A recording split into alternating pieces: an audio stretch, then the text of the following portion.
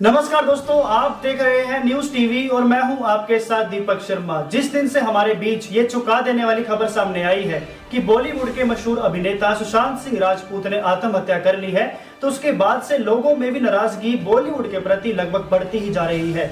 और उसका कारण सिर्फ एक है, वो है बॉलीवुड नेपोटिज्म, यानी कि भाई भतीजावाद का जो काम है वो बॉलीवुड में बहुत अधिक देखने को मिल रहा है। अगर आपको मालूम नहीं है कि आखिर भाई भतीजावाद का मामला क्या है, तो देखिए, जब बॉलीवुड में कई बड़े फिल्मों के अभिनेता या फिर कई बड़ी फिल्मों के बनाने वाले निर्देशक अपने ही भाई बहनों के बच्चों को आगे मौका देते हैं बढ़ने के लिए, और जो बाकी अपना करियर बनाने आए हैं उन्हें मौका आगे नहीं मिलता है, तो इसे ही भाई भतीजावाद कहा जाता है। और अभी तक बताना चाहूंगा तो सुशांत सिंह राजपूत की मौत को लेकर यहाँ पर अभी भी ये सस्पेंस बना हुआ है कि आखिर इसकी असल वजह क्या थी। क्या वाकई में इसकी असल वजह बॉलीवुड थी या कोई और थी? इसका जो खुलासा देखिए अभी तक नहीं हो पाया है। पुलिस अभी भी तफ्तीश कर रही है। लेकिन अगर हम यहाँ पर बाकी संगीतकारों को लेकर बात करें या फिर कई बाकी अभिनेताओं को लेकर बात करें जो आगे आ रहे हैं, तो उसको देखकर हम कह सकते हैं कि हाँ, यहाँ पर कहीं ना कहीं बॉलीवुड में ऐसा नेपोटिज्म जरूर चल रहा है। और ये भी एक कारण हो सकता है जिसकी वजह से बॉलीवुड में सुशांत सिंह राजपूत ने अपने आप को मौत के गले लगाया। और इसी बीच बॉलीवुड के मशहूर संगीतकार सोनू निगम भी आगे आए हैं और उन्होंने भी म्यूजिक इंडस्ट्री की पूरी पोल खोलकर रख दी है।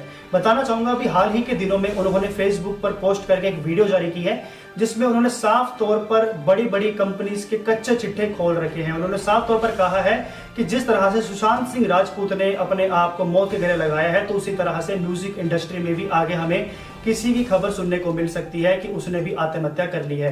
क्योंकि जिस तरह से म्यूजिक इंडस्ट्री में माफिया का काम चल रहा है वो हमारे लिए बिल्कुल भी सही नहीं है। यहाँ पर कुल 5 से 6 ही ऐसे सिंगर्स हैं जिन्हें आगे आने का मौका मिलता है, बाकी सिंगर्स को आगे आने का मौका नहीं मिलता है। तो ये भी काफी बड़ी समस्या है हमारे म्यूजिक इंडस्ट्री में। उन्होंने यहाँ पर पूरी जो बात है वो खास तौर पर 2 कंपनीज को लेकर कही है, जिसमें टी सीरीज का जो नाम है वो काफी सामने आ रहा है। इसकी जो पूरी जानकारी है वो आपको इन्हीं की वीडियो के माध्यम से मिल जाएगी, तो वो वीडियो आपके सामने हम पेश कर देते हैं। लातों की भूत बातों से नहीं मानते, है ना।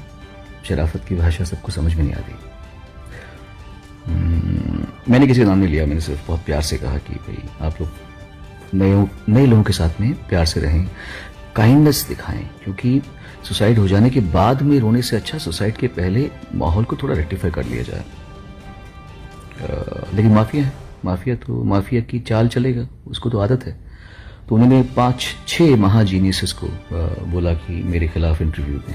मैंने तो नाम नहीं लिया था किसी का भी, लेकिन मेरा नाम लिया जा रहा है अभी। और प्रेस रिलीजेस भेजी जा रही हैं टाइम्स ऑफ इंडिया को। अब उनको अलग बोलना पड़ रहा है कुछ।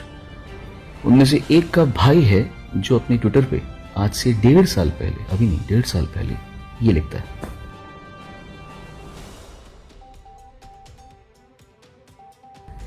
कि अगर म्यूजिक इंडस्ट्री में यूनिटी होती, अगर तो सब सीन ही अलग होता। क्योंकि सच्चाई ये है कि इस समय भारत का एक म्यूजिशियन प्रताड़ित है, टॉर्चर्ड है, क्योंकि उसको वो नहीं करने दिया जा रहा जो वो करना चाहते कि उसकी लैंग्वेज है, उसके भाई की, सगे भाई की। तो यहीं पे इंसान मार खा जाता है। वर्डिक्ट आप कैसे दे सकते हैं कि it stands null and void 6 लोगों की वजह से, है ना।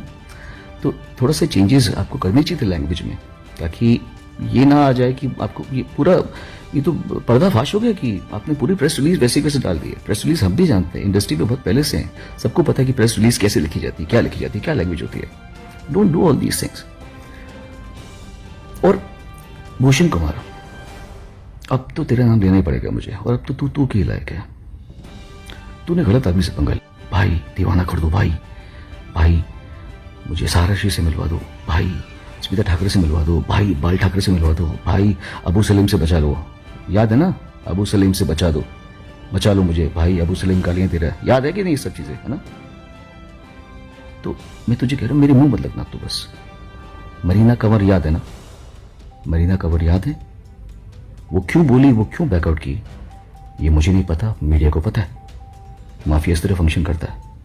उसका वीडियो मेरे पास पड़ा है।